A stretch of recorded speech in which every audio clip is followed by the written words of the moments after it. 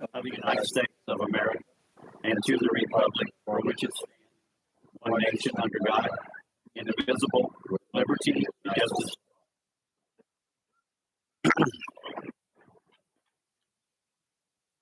Thank you.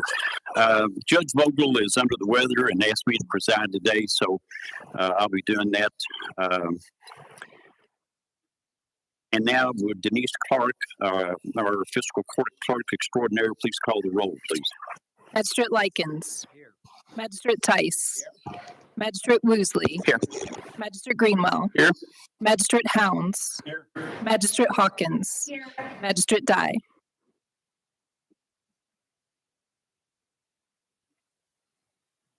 Out of the room yet. Go ahead and we'll note when he came into the room.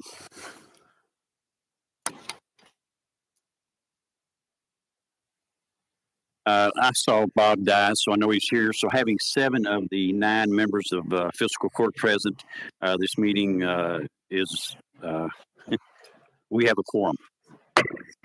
He's here. Okay, good deal. First item here is the approval of the agenda. So moved. Have a motion by Magistrate Hounds. I need a second. Second by Magistrate Likens. Any additions or deletions to the agenda? We've taken some things off that were first on there on Friday, but we could add if anybody has anything they want to add. Seeing none, all those in favor, please say aye. Aye.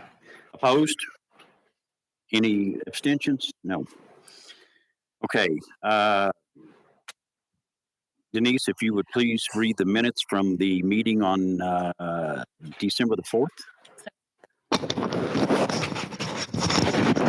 Fiscal Court convened at a regular meeting at 2 p.m. with Judge Executive David Vogel, County Attorney John Carter, and the following magistrates in attendance: Brent Likens, Wayne Tice, Kevin Woosley, Steve Greenwell, Chris Hound, Stephanie Hawkins, Bob Dye, and Michael Logston.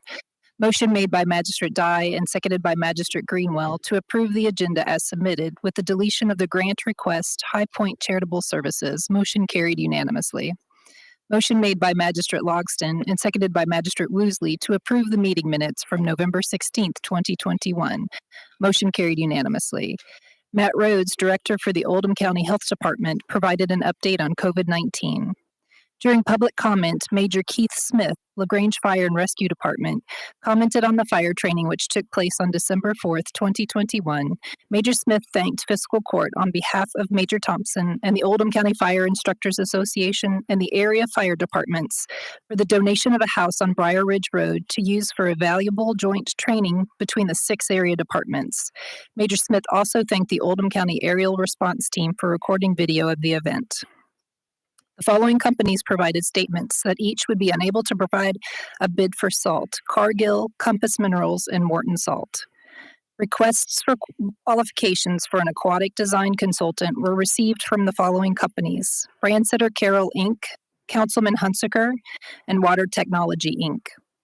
Magistrate Greenwell recommended the low bidder, Utility Truck Equipment, should receive the bid award for the bucket truck if the company can get in good standing from currently no standing with the Secretary of State. The members of Fiscal Court agreed to allow County Treasurer Melissa Horn to work with the vendor in the process of obtaining good standing over the next 2 weeks. Motion made by Magistrate Logston and seconded by Magistrate Hounds to authorize payment of the payables as submitted. Motion carried unanimously. Thomas McIntyre, Senior Planner for Oldham County Planning and Development Services, presented for second reading proposed ordinance number KOC 21-920-276. Kelly Rowan, with Your Land and Title, representing the applicant Jason Greer, provided an introduction and testimony in support of the application for the zoning change. Mike Hill, Senior Land Planner at Land Design and Development, provided testimony in support of the application. Judge Vogel asked those wishing to speak in opposition of the application to stand and be sworn in. There was no one present which opposed. The public hearing was closed. Jason Greer was sworn in to provide testimony in support of the application and answered questions from the members of Fiscal Court. Motion made by Magistrate Tice and seconded by Magistrate Hounds to adopt ordinance number KOC 21-920-276 relating to a change in the Oldham County zoning map, rezoning 2.10 acres of land located at 4411 West Highway 146 and 3404 Cedar Point Lane, Buckner, Kentucky, from the existing C2 Community Business District and R2 Residential District to C3 General Business District zoning classification. Motion carried 8-1, with Magistrate Hawkins voting in opposition. Motion made by Magistrate Woosley and seconded by Magistrate Hawkins to authorize Judge Vogel to sign the agreement with QK4 for the Kentucky 146 Corridor Improvement Study. Motion failed 4-5 on a roll call vote. The following voted in favor: Magistrate Likens, Woosley, Hawkins, and Judge Vogel. The following magistrates voted in opposition: Tice, Greenwell, Helms, Dye, and Loxton. Motion made by Magistrate Dye and seconded by Judge Vogel to take a short recess beginning at 4:19 p.m. Motion carried unanimously. Motion made by Magistrate Hounds and seconded by Magistrate Loxton to resume the meeting at 4:31 p.m. Motion carried unanimously. Motion made by Magistrate Loxton and seconded by Magistrate Hounds to authorize Judge Vogel to sign Resolution 01-12-07-21, a joint resolution authorizing to transfer the City of Crestwood's allotment of the Coronavirus Relief Fund to the County of Oldham, CRF. Motion carried unanimously. Brenda Marks, Executive Director of the Arts Association of Oldham County, presented information in regards to a grant request due to financial losses incurred during the COVID-19 pandemic. Motion made by Magistrate Loxton upon recommendation of the Human Resources, Grants, and Technology Committee and seconded by Magistrate Woosley to donate $25,000 to the Arts Association of Oldham County. Motion carried unanimously. Motion made by Magistrate Hawkins and seconded by Magistrate Tice to approve the same holiday schedule of 12.5 days per year of paid holidays for county employees as was used in 2021. Motion carried 6-3 on a roll call vote. The following voted in favor: Magistrates Tice, Greenwell, Helms, Hawkins, Dye, and Judge Vogel. The following magistrates voted in opposition: Woosley, Loxton, and Likens. Motion made by Magistrate Woosley and seconded by Magistrate Loxton to add Juneteenth to the holiday schedule to bring the total days per year of paid holidays for the county employees to 13.5.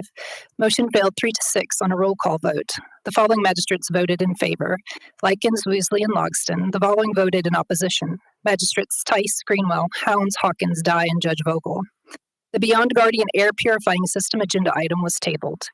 Motion made by Magistrate Loxton and seconded by Magistrate Hounds to release the performance bond in the amount of $32,188 for the villas at Claymont Springs. Motion carried unanimously.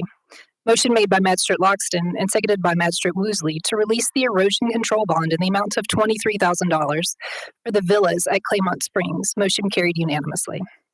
Motion made by Magistrate Greenwell and seconded by Magistrate Tice to reduce the performance bond to the amount of $80,164.88 for Cherry Glen Section 1. Motion carried unanimously. Motion made by Magistrate Hounds and seconded by Magistrate Dye to release the erosion control bond in the amount of $25,307.75 for Cherry Glen Section 2. Motion carried unanimously.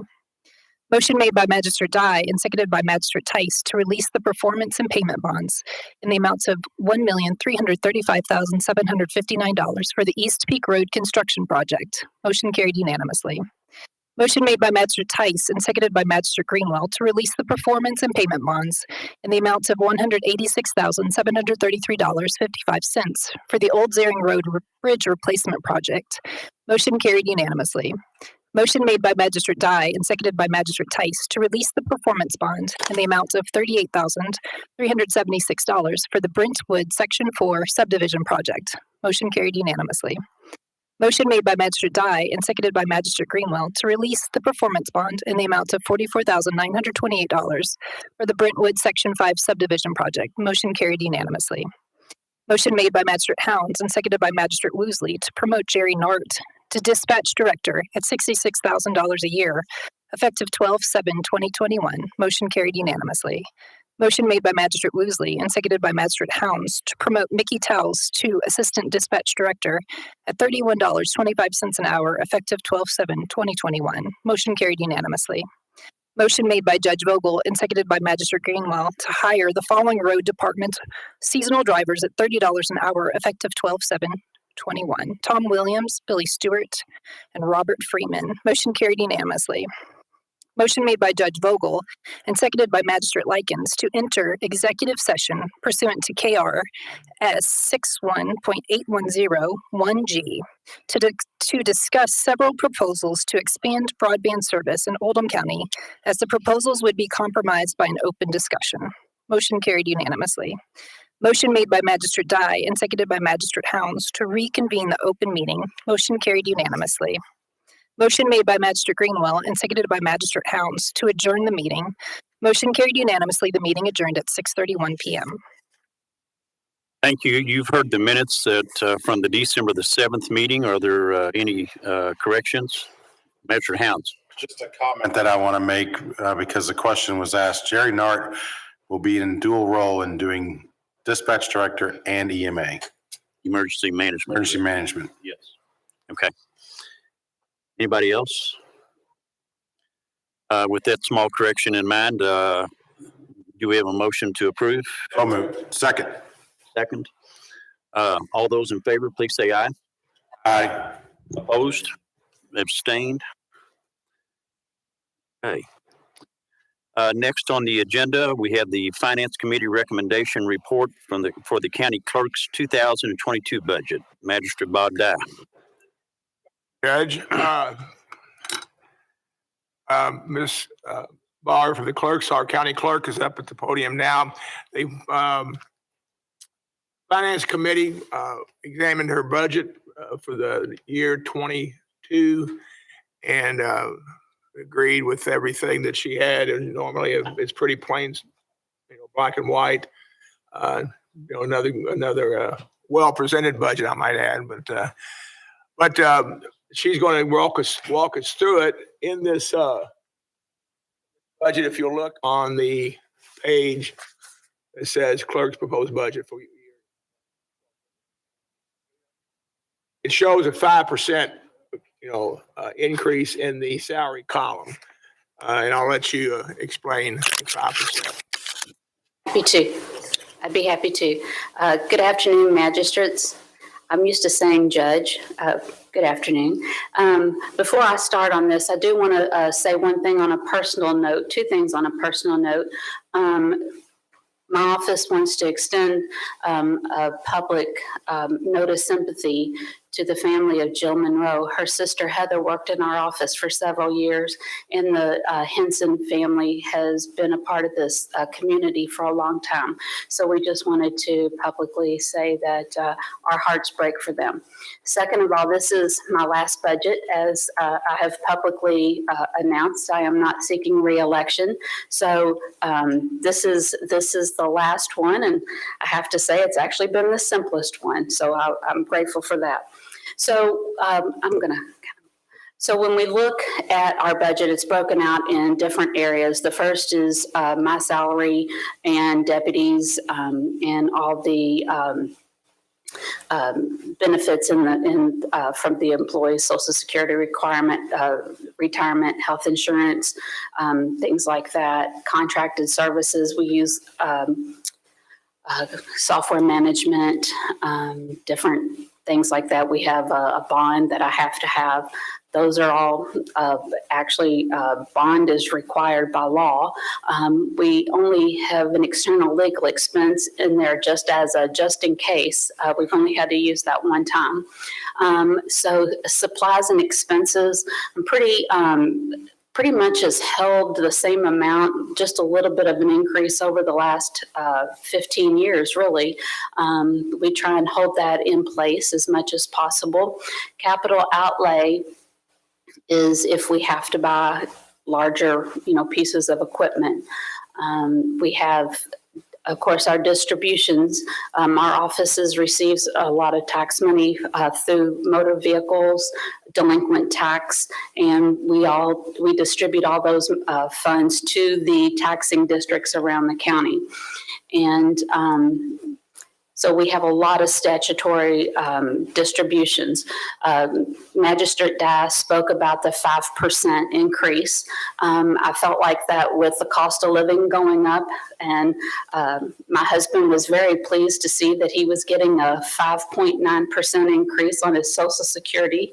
Of course, when we really start looking through that, it really isn't that great of a deal, but I felt like that with cost of living, and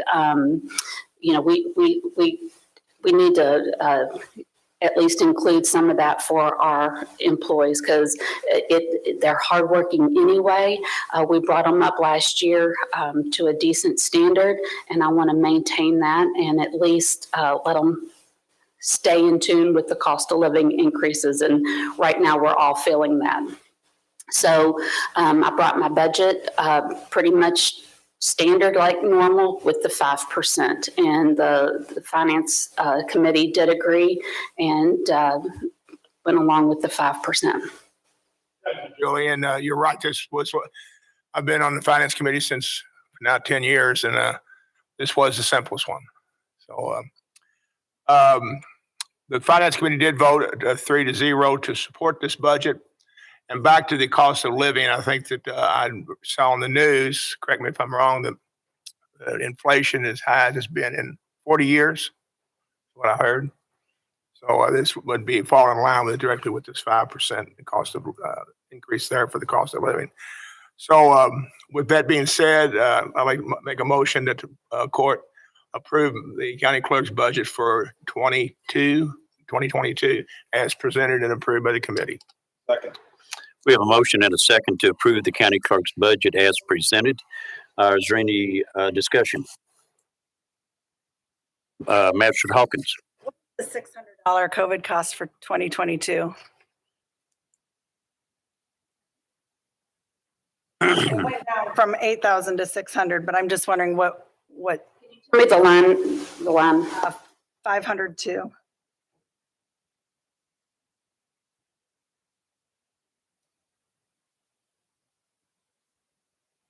Last year, we had some cost that we put in there just in case. We received a great deal of funding through the State Board of Elections because of the elections. And, we were mandated with, the screens and different things like that. So that was built in. We've put just basically it's a placeholder. I can't imagine spending a nickel on any more hand sanitizer. I have plenty of plexiglass, plenty of masks, but it's more or less a placeholder. I don't ever want to be caught in the position that I was in last year. If something had already been mandated that you were kind of allotting that to. Okay. No. Any other, Magistrate Woosley? Just want to make sure we say thank you. You've done a yeoman's job down in that clerk's office for the many years you've been down there, and we thank you for your leadership down there and wish you well when you do finally retire after next year's. And I got to tell you, I always feel guilty saying it's my job because I truly love it. And my husband is scared to death that I'm not going to find a job. But it's going to take a little bit of time to change your gears. I've worked there since '95. I've been the clerk since 2007, and it's going to take a little bit, but I have loved it. And I will say this, you all hear it every year, every chance I get to talk about the staff that I have. And I will tell you without any hesitation, we're all quirky. Everybody has days, but collectively it's the best staff that has ever filled those seats in that clerk's office. And they all believe in the number one thing, customer service. When I came in, I had buttons made that said, but that's the way we always have done it, with a line through it, because we had to reimagine how that clerk's office was going to look. And I'd love to tell you it was because I'm the best boss ever, but they bought into it. And this is a second to none operation. Magistrate Greenwell said he'd be happy to show you how to drive a bus when you retire. We are in need of bus drivers, Julie. I have a motorhome, that's fine. Okay, there we go. Magistrate Likens. I was just going to see if Julie would loan the new voting machines we got to Georgia in the next presidential election. Not on your life. We're hanging on to what we have. That is correct. Okay, with no more questions, all those in favor of the budget as presented, say aye. Aye. Opposed? Any abstentions? Thank you, Julie. The second motion. Yes, we have a second fiscal court annual order, and this sets the maximum amount for fee officials, deputies, and assistants. The amount is $1,294,000 even for deputies, assistants, and other employees. So we need a motion to approve that. So moved. Motion by Magistrate Hound, second by Magistrate Dye. Thank you. Any questions about this? Repeat that number again. The amount was $1,294,000 even. If there are no more questions, all those in favor, please say aye. Aye. Opposed? Thank you, Julie. And Merry Christmas to all of y'all. Christmas to you. Okay, next on the agenda, we have the Sheriff's Office 2022 budget. Lori Parson, welcome. Mine's not as complicated as hers right now, not that it was, but this is just the state budget for the 2022 calendar year, along with the order setting our salaries too. Because, we do this budget and then we have to do the fiscal court budget. So we actually go on too. So if you all have any questions, we can go over what I budgeted for the 2022. We had a few little areas last year that weren't as up to where they used to be, which is usually paper service. And a lot of that has to do with the service of warrants and certain other papers that we service with COVID. But we hope that that will improve this year. But overall, it was still a really good year for. Lori, could you speak into the microphone there? Sorry, yes. Thank you. I'm sorry. But other than that, not really much has changed as far as the numbers or anything else that we've added on to this budget. Does anybody have any questions on that part? How many deputies do you have? Okay. Okay, Bill, I was going to get to that for like the salaries. Road deputies, right now we have 10. And then this is the first time we've had 5 full-time court securities officers. And then the possibility of us bringing in a part-time one for this coming year. Usually we've had 3 full-time court security officers and 2 part-time. But with the changes that we made with the new courthouse and the way it's set up, it was better just to go ahead and put 5 full-time ones there. We have 1 officer that will be retiring in January or February. So we're replacing that. But right now we have 10 full-time deputies, road deputies. Are there any other questions for Lori about the budget? Seeing none, all those in favor of the sheriff's budget for 2022, or do we have a motion to approve? It's a motion. Good motion. That's right, and Magistrate Hound seconded it. Magistrate Hound's made the motion, you seconded it. Yes. All those in favor, please say aye. Aye. Opposed? Abstentions? Okay, and in this case, we have an annual order setting the maximum amount for deputies and assistants pursuant to KRS, and the amount is $1,837,000 even. We need a motion to that effect. So moved. Motion by Magistrate Dye, second by Magistrate Woosley, to approve this annual order setting the maximum amount of salary for deputies and assistants. Is there any discussion? Magistrate Dye. Yes, this particular budget, the sheriff's budget, no longer comes in front of the finance committee since we're doing fee pooling. So this is a collaboration and work between your office and finance upstairs. Or kind of carries over to when we do the fiscal court budget, but we have to go ahead and set the salaries up front for the state in January. And then in this salary order, we've already put into consideration to the cost of living too, but yes. For the rest of the members on court understood. Thank you. Your budget and the forms are very similar to the. Yes, they are. You're welcome. All those in favor of this order for fiscal court, say aye. Aye. Opposed? Any abstentions? Thank you, Lori.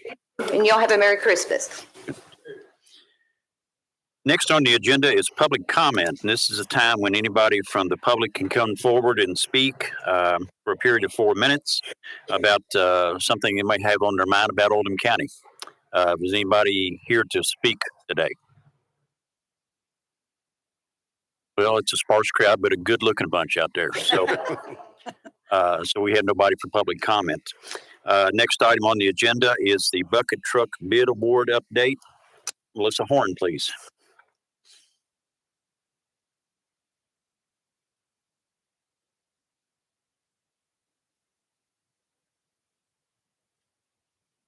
The bucket truck, we took bids on. The low bidder was utility truck equipment out of Circleville, Ohio. We discussed it at last court that they had no standing with the Secretary of State, and we have since determined that they are in good standing with the Commonwealth.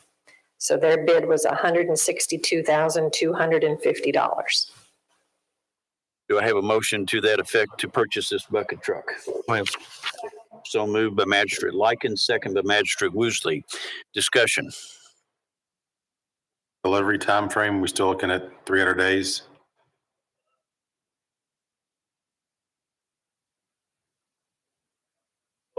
Gentleman, he was talking about second quarter of 22. So Still get it in time for the fiscal year end?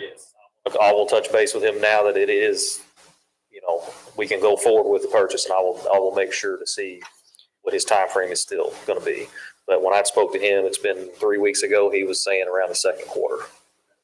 Thank you. Ben, one question, the old truck, are we going to surplus it or trade it in? Surplus. Okay. All right.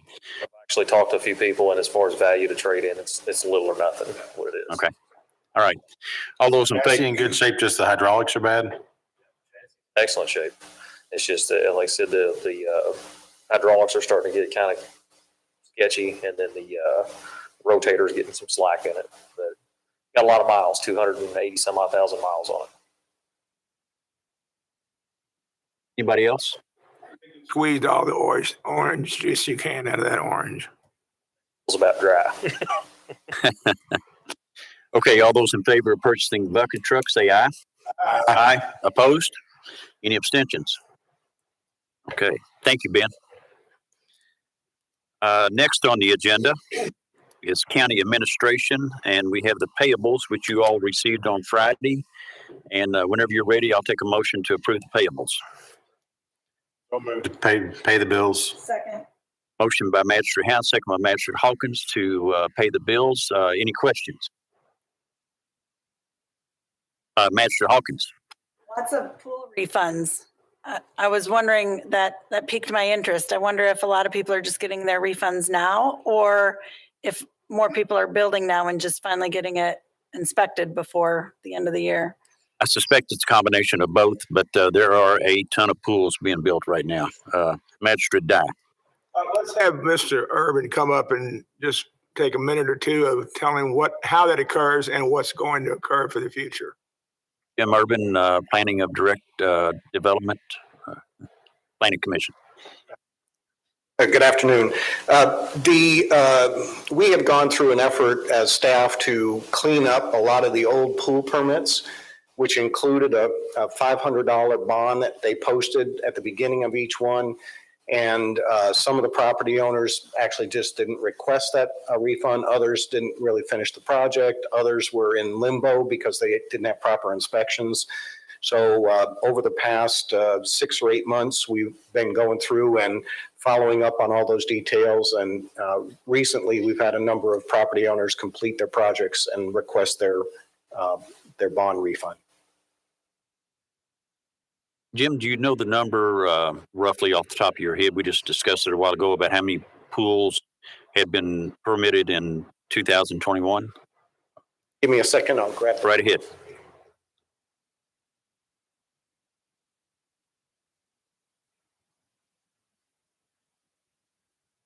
A lot of these are current permits. Let me just dig through my files here. And in the month of December, are they still coming and getting permits? It has tapered off, but a lot of them are finally actually getting them installed. In some cases, there's as long as 6 or 8 months delay between contract with the pool company and actual installation.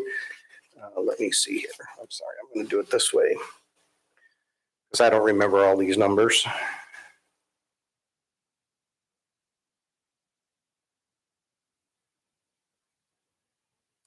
In 20,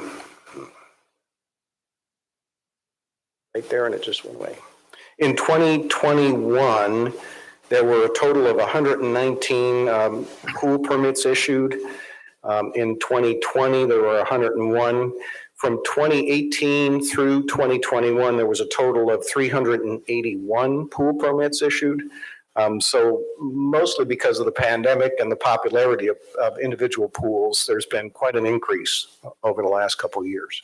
There was already a trend to build pools, obviously, but then boy, did COVID ever make it, really happen. And it's amazing that in some subdivisions where they actually have a community pool and a clubhouse, they're still building their own pools. Mm-hmm. Okay, thank you. Welcome.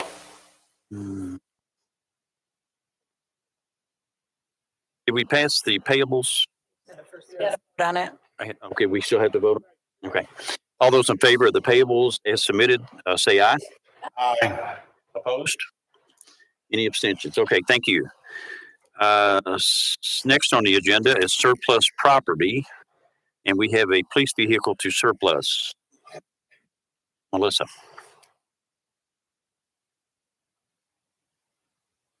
I'm going to ask you to surplus a 2021 Dodge Durango Pursuit. The vehicle sustained damage while attempting to force a fleeing felon off the road in October.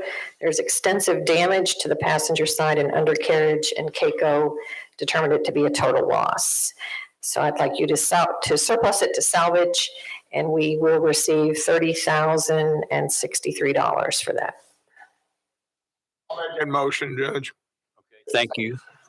Second. Motion by Magistrate Dye, second by Magistrate Likens to surplus this Dodge Durango Pursuit. Is there any discussion? Magistrate Hounds. Are we going to be able to take any of the equipment off of it that's usable for another Durango? Because it being brand new, I think it had 300 miles on it or something. Emergency equipment has been removed. Okay. And yes. Any more questions? All those in favor, please say aye. Aye. Opposed? No abstentions. Oh, wait a minute. I just have a question after you get finished with the vote. All right. So that we're going to surplus that vehicle. What are the, or maybe you're going to answer this. Go ahead, Chris. Well, we had this discussion in the past about where we had a vehicle that was totaled, and then that vehicle was then not replaced until the ask for the next fiscal year. And it would seem that we would want to try to replace this vehicle now and not wait. I mean, if they needed the vehicle when we purchased it, it would seem to make sense they need the vehicle now. I would agree, but we have pool vehicles, I think. I wasn't going to put the chief on the spot because I didn't talk to him about it before the meeting, but I guess. Chief Smith, and tell us what our situation is with vehicles.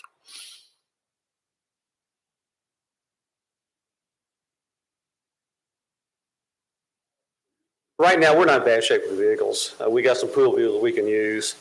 Do we need to replace it? Yes. The problem is finding one available right now. And quite frankly, we found one, but I don't think the purchasing procedures will allow us to buy that because you have to put them out for bids. So we're $30,000.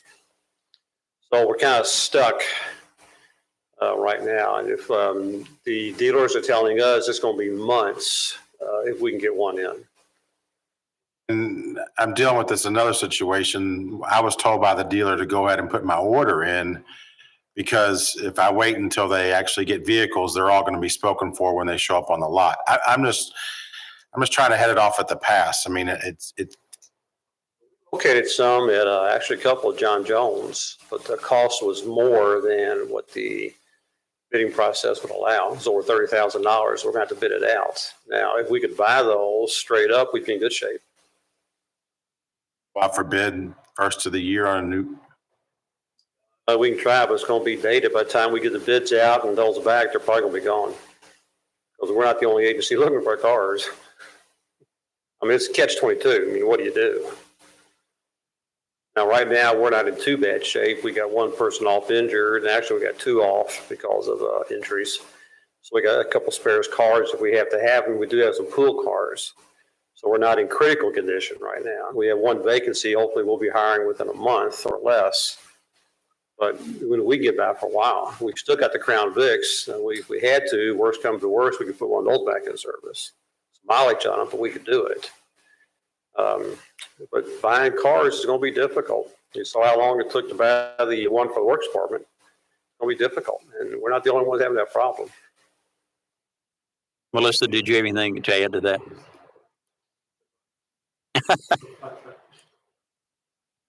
Believe the court could declare this an emergency and to ask to go around our normal purchasing requirements, because obviously we are down a vehicle and it's necessary for public safety.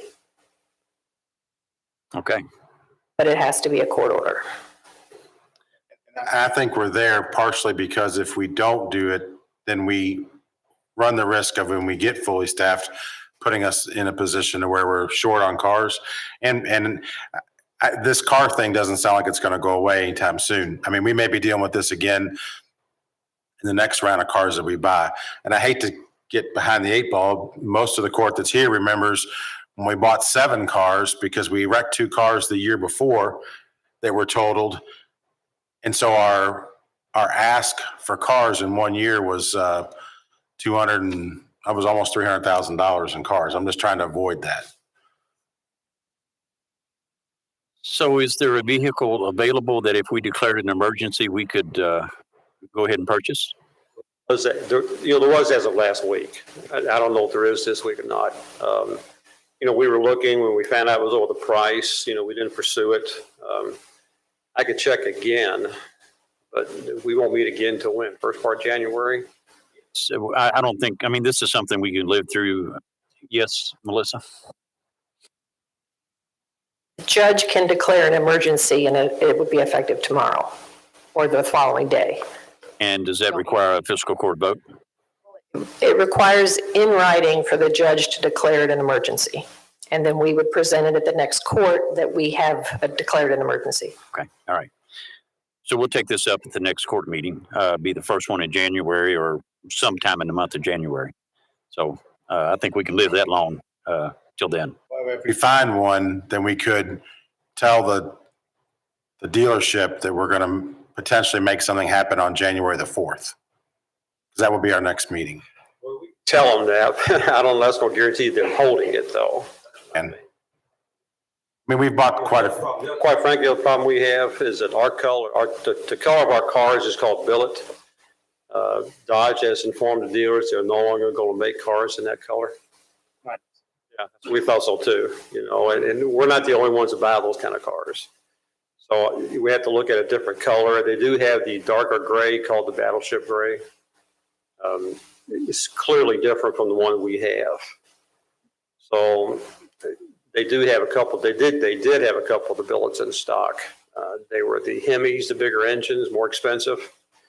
I can recheck and see what they have. If worst comes to worst, we could buy one of those as a stopgap until we find out what they're going to do with the painting and other issues.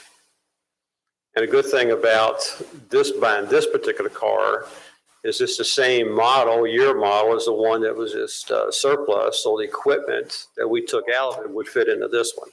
So that's where I was trying to go to. We spend $500 on equipment for the vehicles, and if that's a little bit over $10,000 by the time you add it all up. But that would be the advantage to doing that. But it's going to be over $30,000. And I'm not sure the exact price, but I can get that for you. Until you brought up the part about being able to use the equipment on the next vehicle, I was going to suggest that other car manufacturer that we have a close affinity to, like Ford, check on them. Making a light gray. And if you remember, we went to the Dodge originally because they were substantially less than the Fords. But now in marketing, it appears the Dodge are now a little bit higher than the Fords. So I'm not opposed to buying the one that is less expensive because they're both good cars. I mean, they're both have proven their value in for the long distance. So I'm not opposed to buying either one. Okay. We don't need to make the emergency order today. We can, who would do that, Melissa, for us to bring to court on the 4th? Do we start that process now? Did this once before, excuse me, Melissa. I think we did this once before where we purchased some immediately. The judge signed off on it, and then fiscal court approved it in a later date. Was that correct? Am I saying you wrong? Yeah, I think that's how we did that. Okay. That's how we did it, but we did it the same way then as we're doing now.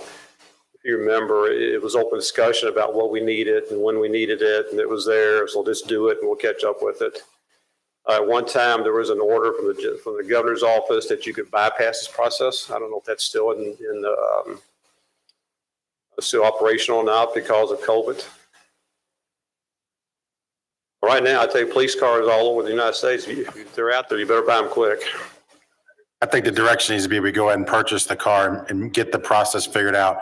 Because it sounds like we could save some monies in taking the old emergency equipment and cage and that out of the car. Because I mean, if I remember right, the car didn't have a whole lot of miles on it.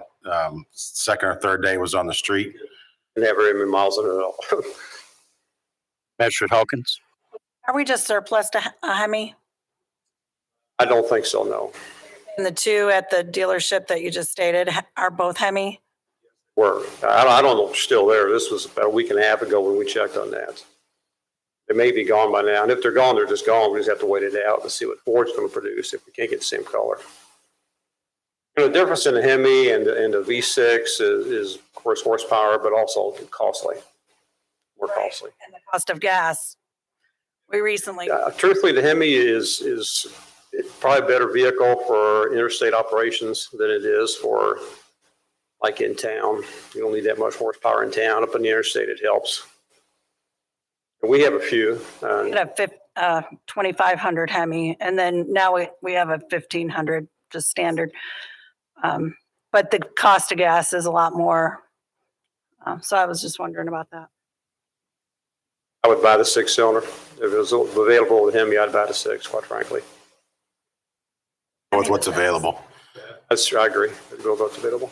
Magistrate Dye, did I see with your hand up? Yeah, I agree with Magistrate Hounds. Chief, I think you need to go find your car, and then we can backdoor the paperwork, because if we declare an emergency, it makes it copacetic, and that way, and of course, you're going to have to tell the judge how much it's going to cost, and so that's your. We'll check that, and we'll inform the judge, and we will also inform the court via email to everybody. I'll send it out to you, let you know what's going to cost, just so you'll know.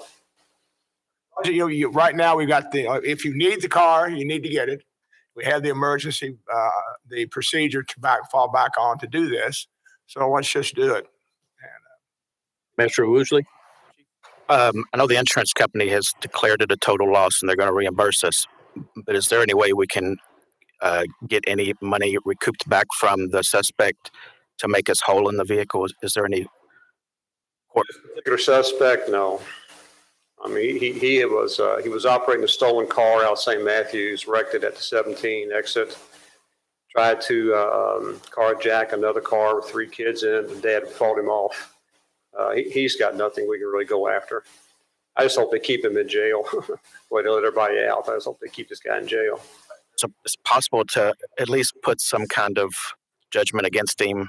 If he ever did end up with any kind of resources, we'd be able to recoup our taxpayers. We could try that. But. And you've done a great job managing your fleet. And if I'm hearing support, if you need it, we'll support it. So. Okay, thank you.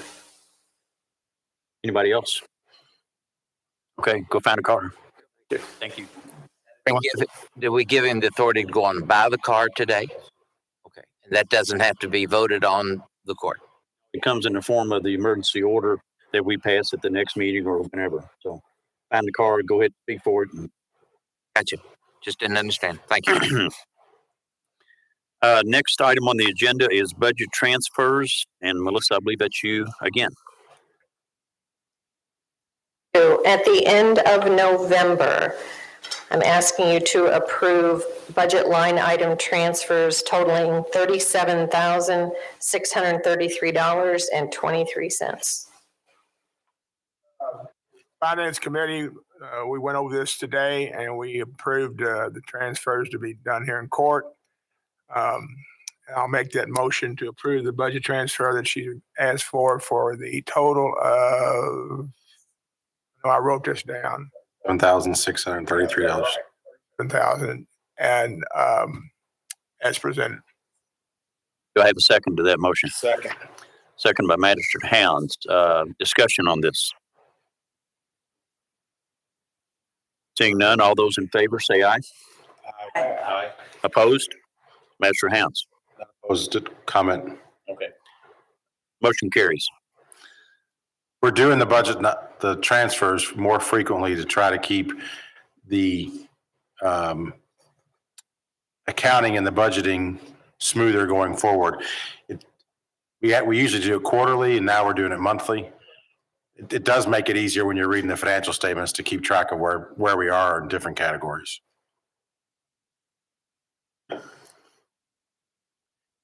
How did we ever, what are the circumstances that made this become better to do it monthly? And how did we get by doing it quarterly before? Is it a reoccurring thing that? I put you on the spot. I think originally we did it annually and the auditors didn't like that. So then we went to quarterly. And then we're to the point where they recommended doing it monthly.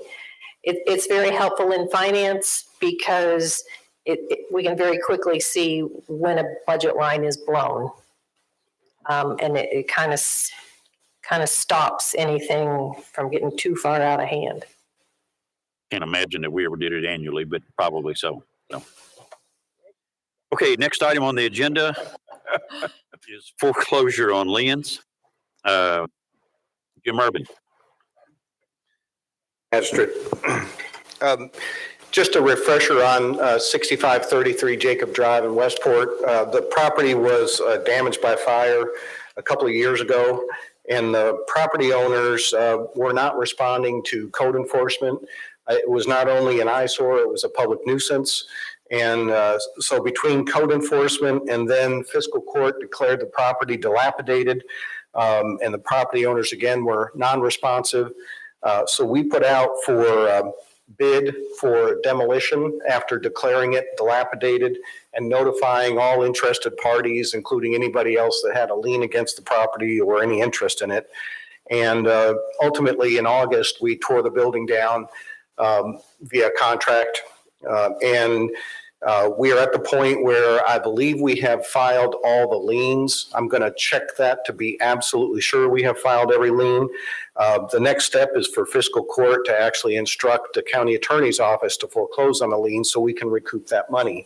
We have about $52,000 in current liens against the property, and there's about another $5,800 in costs to foreclose on those liens. The county attorney, assistant county attorney Tate Combs will be doing that. And it includes notifications and everything we need to do to process that and force a commissioner sale. And we do have that ability. We've done that in the past. There were 2 times that we used the foreclosure procedure on liens to require a building to be sold. And we actually got those properties taken care of. One was the old daycare down on Floydsburg Road. The other was on Old Zering Road. There was an old gas station. So we've used this process before. So what I'm asking is for fiscal court to ask the county attorney's office and the planning office to make sure all liens are filed and then start the foreclosure on those liens as soon as possible. So you're asking for a motion from us to approve the foreclosure on these liens at this address? That's correct. Magistrate Woosley? Motion that we direct the county attorney to ensure all property liens are filed and when appropriate to begin foreclosure on property at 6533 Jacob Drive in Westport. There's a second to that motion. Second by Magistrate Likens. Discussion. Magistrate Tice. Liens, anybody have a mortgage on the property? sure there are. Isn't a mortgage, but there are tax liens and there are also personal liens from loans and things that the owners have. So there are more liens on this property than we have. When you say liens that the owners have, explain that one. Credit cards. Again, there's taxes that have been due that a third party has purchased. There, I think, are other mechanics liens on the property for, I'm not sure what the reason is. They're subordinate to ours. They're subordinate to our liens. Subordinate to ours, yes. Mm-hmm. That's where I said it. Ours is subordinate to the tax liens, and then the mortgage company comes in, and then your regular mechanics liens fall into place, right? And there is not a mortgage on the property. There was, I'm sorry. There's not. It was paid off, I think, with the insurance money or somewhere around there. And we have a priority lien along with the taxes, and then everybody else. Right, everybody else is third, next place, yeah, right. So would the, assuming this rough figure in $60,000 in taxes, will the property bring that? To tell it, because we removed all the material from the property, it is a nice buildable lot. It has a view of the Ohio River, although it's a small one. It's in Westport Village, which is, although it takes a bit to get down there, it's a nice neighborhood. You know, with the current prices of building lots in Oldham County, it should bring what is normally the normal cost of a lot. So it's hard to tell who's going to bid on it. Magistrate Woosley? There are some trespassers down there now. Is there signage or something that we can put up? I wasn't aware of trespassers. We can. Is it somebody that's causing any damage or just going on the property? Yeah, after this. And okay. Any other discussion on this? If not, all those in favor of the motion to approve the foreclosure on this address in Westport, say aye. Aye. Opposed? Any abstentions? It is passed. Thank you, Jim.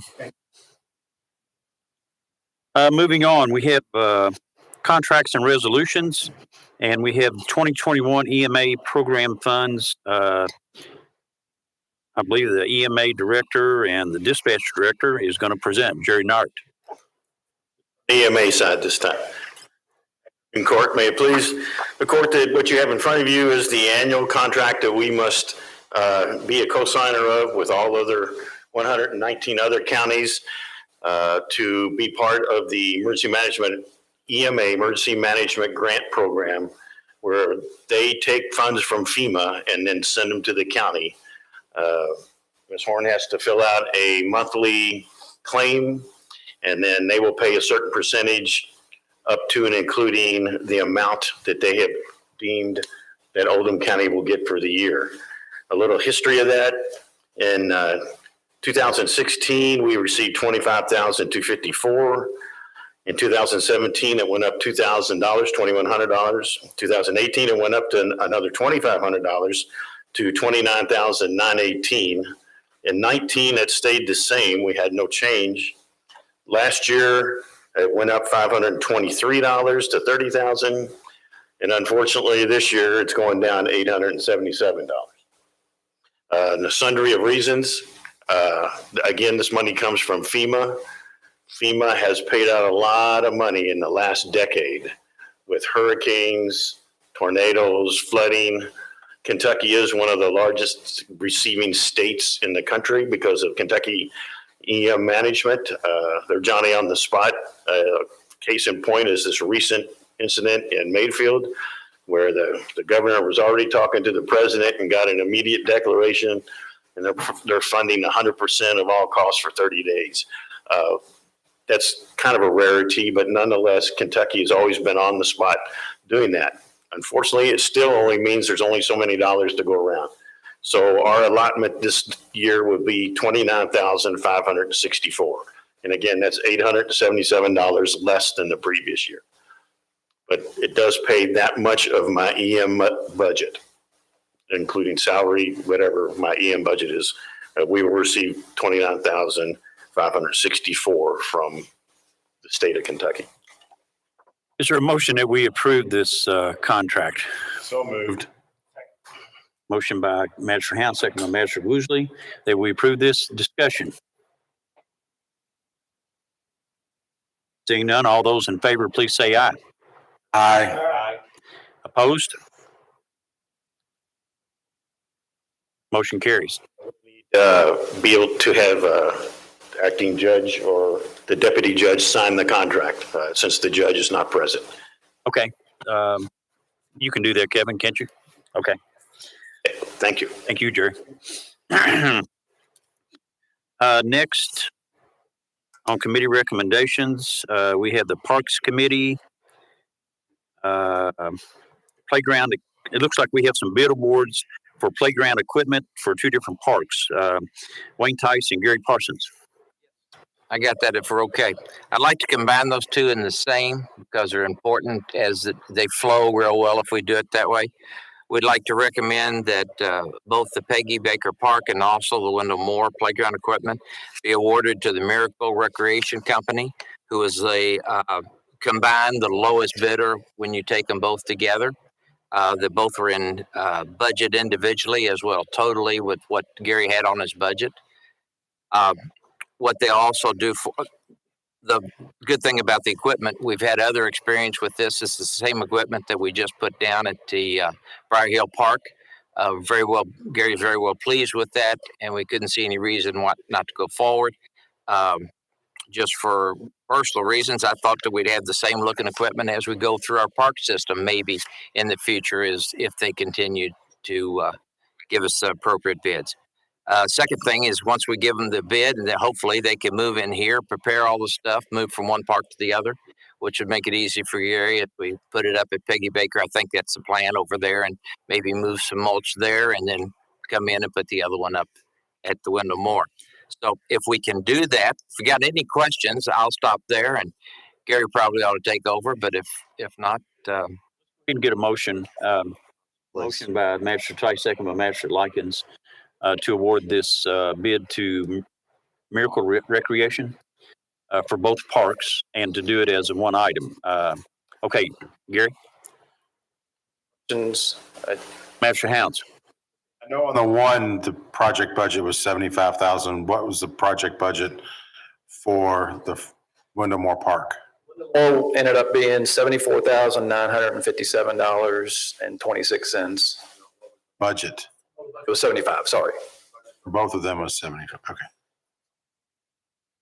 And Gary, on The renderings, if you want to see them. on the Peggy Baker Park, there was an option 1 and option 2, and we went with option 1. Yes. Okay. Yes. Okay. Magistrate Hawkins? When we sent these out to bid for Wendell Moore, I said this a couple of courts ago, we just asked them to replicate something similar to what we had. And so we didn't put a max on that one, but what we had budgeted in the budget for this year was the 75,000. So while there were some that were up to 175,000, this was in sync with what was in our county budget. And I also wanted to state that Gary has a little bit of money to be able to add some things to this, sort of separate from what we're Equipment itself. from the equipment itself, to add a little bit more to it, more passive things. So he has agreed to take some of his budget and add some things to it. Anybody else have any questions? Magistrate Dye. Gary, these prices include demolition, installation, and We're doing the demolition. installation. No, we're doing the demolition. We're taking it out. Demo, but they're putting it all back in. They're putting it back, yes. Now you're doing all the dressing around the bottom of it and all that. Them, if they can add that in, since they're getting both bids, that they could spread the mulch for us, the playground mulch. We may have to transfer the rubber mulch from Wendell Moore to Peggy Baker, but I'm gonna see if they'll spread it. That way we get the correct heights and everything underneath the playground system for the fall zones. Are we taking out the playground equipment then that is next to the building? Wendell Moore? More? That is all coming out. And what happens to the old equipment, Gary? The equipment at Wendell Moore is that wood fiber stuff that's going in the trash. Peggy Baker is metal. It'll go in the metal dumpster for recycling. Okay. Okay. Metal at Wendell Moore will do the same thing, but. Right. Any other questions on this? It's not something we can donate to another group? Okay. No, the playground at Wendell Moore is in bad shape. Plus, once you start pulling it out of the ground, you bend any of those poles at all, it compromises them. You're looking at possibly at a lawsuit if you give it to somebody. Okay, it didn't. Put them up there if you want to see them. Or I can just hold them up, whichever way you want. You can hold it up for us if you would. This is Peggy Baker. We've added, I mean, it's a lot like what is there, but we've added this rope climbing. They got rid of the moon climbers, the metal, now they're a rope. So it's the new thing. And then Wendell Moore, replacing pretty much just what we have with a larger structure for older kids, and then a smaller structure for younger kids, and then swings, of course, at both parks. I mean, that's just a given. The new swing set is included there? Yes. Okay. Yes. And it also includes a adolescent swing. Some kids aren't quite big enough for the regular swings. They're too big for the tot swings. So there's an adolescent swing that has a kind of a harness that hooks them in. That's ADA compliant, is that? Compliant, yes. And in the rendering, it shows a darker color. We've requested a lighter color because the darker color can get a little bit hot. And so when all of these bids were all spread out, I brought a couple of my kids in, and these are the ones that they like too. So we had actual clients reviewing these. Question, Magistrate Woosley? This in the committee meeting earlier, and it's something that kind of stuck with me, but it shows the thought that you guys have put into it, that you've moved the younger playground closer to the rec building so that parents can have direct vision of their kids there. So yes, again, it just shows me the thought that you guys have put into this. Thank you. All right, we have a motion and a second. All those in favor of purchasing this playground equipment, say aye. Aye. Opposed? Abstentions? Motion carries. Thank you, Gary. Next, we have personnel actions and board appointments. Personnel action with Planning and Development Services, a new hire, William Adam Bayer, Code Enforcement Officer at $23.08 an hour, effective 4th day of January of 2022. Tina's not here. Is there any questions about this? I'll make that motion. By Stephanie Hawkins, second by Magistrate Woosley, to hire Adam Bayer at that rate. Any discussion? If not, all those in favor, please say aye. Aye. Opposed? Yes. I'm looking at this, our packet here, our digital packet. You got something about an agreement on a sports facility? Taken off the agenda. And I hadn't come in yet. Okay, all right. Okay, thank you. Okay, so that carries about hiring for planning and development. Next is board appointments for the water district. We need to reappoint Jay Hall III for a term to expire first day of January of 2026. Do I have a motion for that? So moved. Motion by Magistrate Hound, second by Magistrate Woosley to reappoint Jay Hall. Discussion? All those in favor, please say aye. Aye. Opposed? Abstentions? None. Next, we have the Water District Board also reappoint Bob Durbin for a term to expire first day of January 2026 also. Is there a motion for Mr. Durbin? Motion by Wayne Tice, second. Second. Second by Chris Hounds. Discussion on Bob Durbin. Seeing none, all those in favor, please say aye. Aye. Opposed? Abstentions? And last but not least,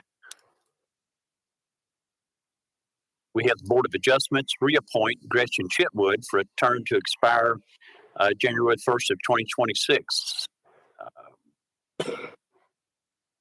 Motion to that effect? I'll move.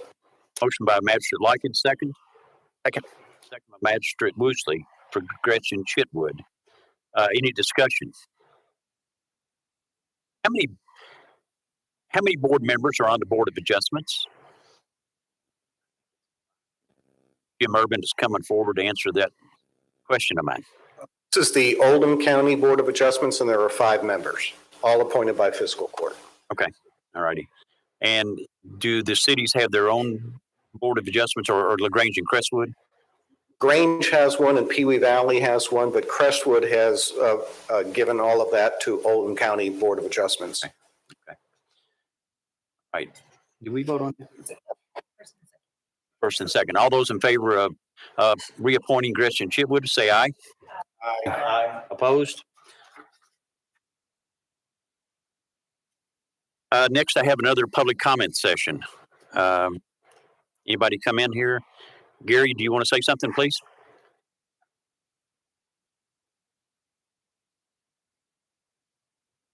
Remind everybody about one of our programs we have coming up. Our father-daughter dance is January 28th and 29th, and we still have tickets available. They're $30 for a dad and a daughter, and then each additional daughter is $5. We'll have a dance, we'll have a photographer, we'll have a chocolate fountain for the kids to have a little snack. The date on that again is January 28th and 29th. We do it Friday and Saturday night. Okay, thank you. Anybody else with any announcements? Seeing none, before we get on to comments by the magistrate, something I should have done at the very beginning of this meeting was to have a moment of silence for the victims of the hurricane or the tornado in Western Kentucky. I heard today that the number's up to 76, likely to be a few more maybe, hopefully not. But if we would, let's just take a moment here and give some respect to these people.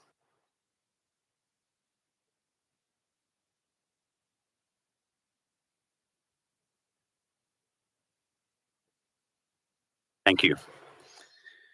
Okay, we're about to wrap this up, the last meeting of the year. Magistrate Dye. Thank you. The only thing I got to say is it is Christmas time, as we all know. I want to wish everyone on the court and everyone that works for Oldham County and all the community a Merry Christmas and a Happy New Year, because I won't see you till after the New Year.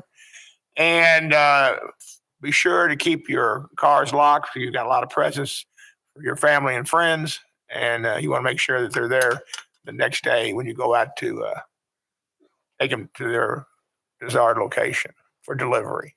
So that's all I got. Magistrate Hawkins. Merry Christmas. Thank you. Magistrate Hounds. Thank you. Just want to wish everybody Merry Christmas and Happy New Year. Try to keep the folks in Western Kentucky in your thoughts and prayers as they deal with the devastation that they've had down there. One of the things that we have been told as a group, we've been on a couple of Zoom calls, they have a lot of what they need right now. But if you are considering making a donation to the relief fund in Western Kentucky, you may want to wait a couple of weeks. That there'll be a different need at that time. And if you haven't been able to contribute to that, that may be your time.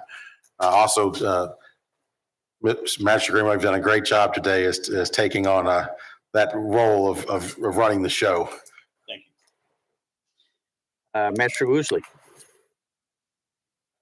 Also want to send my condolences to Jim Monroe's family, and also for Officer Zachary Cottingham, Jim, which is a Louisville Metro officer killed in the line of duty on December 18th.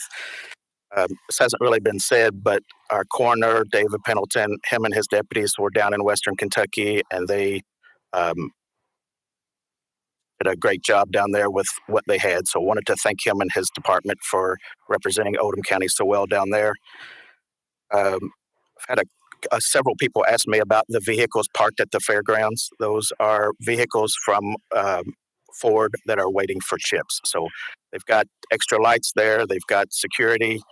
So that's why all the vehicles are parked at the fairgrounds. So, and I just wanted to wish everybody Merry Christmas, Happy Holidays. And you, Magistrate Woosley, were down in Western Kentucky also with your job with the state police. Is that correct? Talk about it, but yes, I was. Okay. It's too emotional, so I can't Gotcha. talk about it. Okay. Magistrate Tice. I just want to speak about one thing. We did RFQs for the community pool renovation or replacement. In our Parks Committee today, we've gotten 3 qualified applications. We're going to be interviewing them, and hopefully within the next month, we'll have a recommendation for one of them to go forward with us. Okay. Looking forward to that. And I guess Merry Christmas, Happy Holidays, Chip. Thank you. Magistrate Likens. Sir, Merry Christmas, Happy New Year to everyone. And I'd like to wish Judge Vogel a speedy recovery. He's at home for a couple of weeks, and I hope he gets back soon. Me and you both. So, Mr. Carter, do you have anything to say to us? Just Merry Christmas. Thank you very much. And I would remind you, whoever's brought it up about keeping your cars locked, because there is a group of people from Jefferson County that's coming by and checking cars to see if they're locked. If they're not locked, they're going to steal them. And everything in it. What? And everything in it. And everything in it.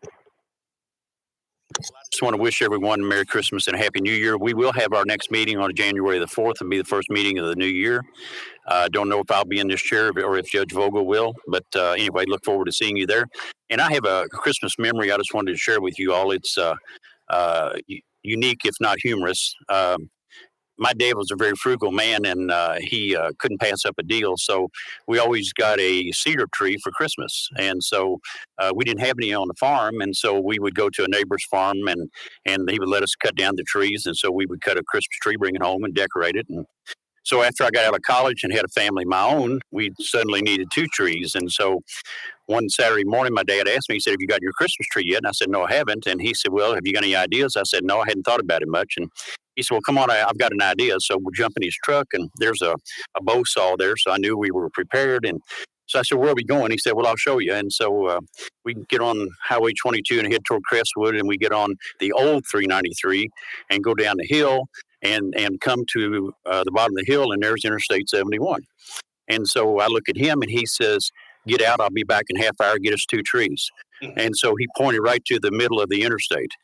And so I went to the middle of the interstate and found 2 decent Christmas trees, cut them down, and I had to be at least a quarter of a mile into the interstate at least, and I'm dragging 2 Christmas trees, and I don't want to think about the repercussions of that, but now it's out here with the public now. So anyway, that's one of my Christmas memories that I'd like to forget. So anyway, is there a motion to adjourn? They get a bill for those 2 trees. Motion to adjourn, second? Second by Magistrate Tice. All those in favor say aye. Aye. Aye.